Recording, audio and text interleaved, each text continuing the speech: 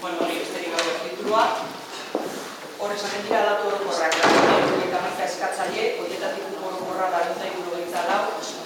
Lehenengo kupoan 2 eta bigarren kupoan 5. 621 zenbaki kupo orokorrean eta 10 bigarren kupoan. Lehenengo kupoari etzaio zenbakirik ematen esan dugulako nola zuzenean sartzen diren.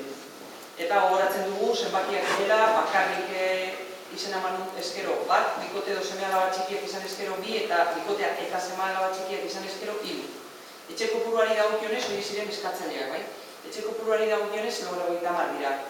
Bat zuzenean adjudikatu behar da, hor etxe bizitza sailak bazuelako altzibarko sustapena eman zenako kanpoan utzitako lagun bat, eta horrek tribunaletarako irabazi jaurlaritzari eta beraz etxe bizitza izateko eskubidea zuzenean dauka. Orduan 99 etxebizitza susketatuko ditugu eta 90 bat zuzenean izango dalako. Orduan, 4 mugikortasun urria duten pertsonen kupoa osatzen dute, 4 gaixo psikikoen kupoa eta 91 dira kupo orokorrekoak, etxebizitzei dagokionez. Zozketak 2 zati ditu. Lehenengoan, eskatzaileen artean 99 adjudikatario operatu behar ditugu, hain zuzen ere 90 hori lehendikan ezarrita dagoelako, eta gainerakoen kupoz kupo itxarote zerrenda egin behar da. Eta bigarren zozketa izango da, etxeen esleipena bakoitzari, behin adjudikatarioak aukeratuta, adjudikatarioak ze etxe tokatzen zaion, bai? Zozketaren lehen zatia, adjudikatarioak aukeratzea. Lehenengo kupoa, mugikortasun urria duten pertsonak, hor 4 etxe bizitza zozketatzen dira. Erizpideak dira, oihartzorrak lehentasuna dutela, eta gero badago renkera bat. Pila guztiak lehentasun gehiago dauka, bigarrena daukana da makuruak, eta bestela baremoa, ABC lehen komentatu ditugunak, bai? Eta eskatzaileak ditugu, oihartzorrak 002, hau da, ez dago ez pila gukidu duenik, ez makururik duenik, baizik eta baremoa lehen geizke izan dute, lehen oihartzuak 2 zuzenean sartzen zirela, etzen gurpila ukia zutelako, baizik eta oihartzu arrazialako naiz eta baremoko taldean egon, bai? Oihartzuak izanagatik, 2 hauek zuzenean adjudikatario dira, naiz eta C taldekoak izan.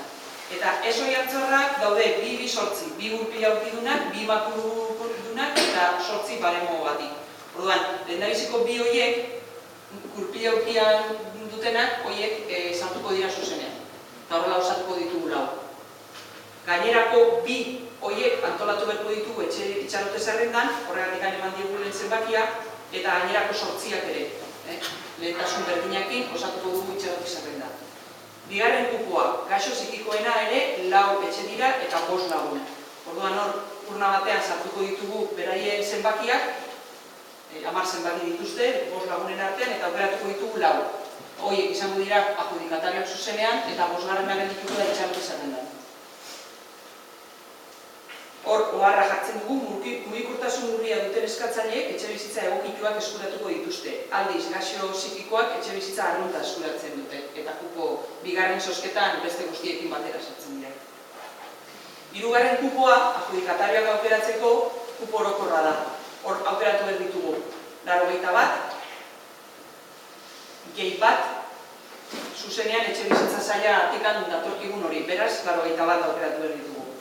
Zozketa egiteko metodologia. Hemen ikusi dugu, o aztertu dugu etxebidek egiten duena, zeuden beste aukera batzuk, baina lehenetzi dugu hau, garbien adirudielako. Hor, egiten dena da, 621 zenbakien artean bat aukeratu hausaz, bai? Lehendabizikoa hausaz aukeratu.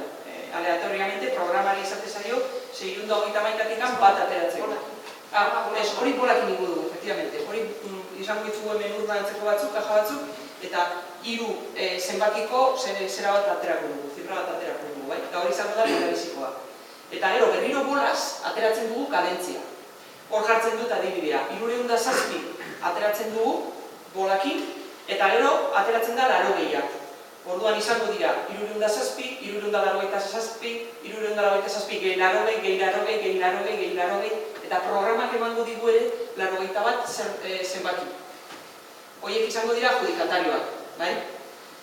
Gertatzen dena da, hori alfabetikoki ordenatu behar ditugula, gero, dagokien izena, gertalitekelako bati 2 aldiz tokatzea. Hori gertatzen bada, zenbaki batetik kendu egingo da, bakarrean utziko da, eta berriro eta 80 egingo da azkenekotik beste bat ateratzeko, bai? 81 osatu arte. 81 desberdin osatu arte. Bien. Bukatzeko itxarote zerrenda. Itxarote zerrenda izango da, ja kadentziak astuta, atera dugun azken zenbakitik, 605.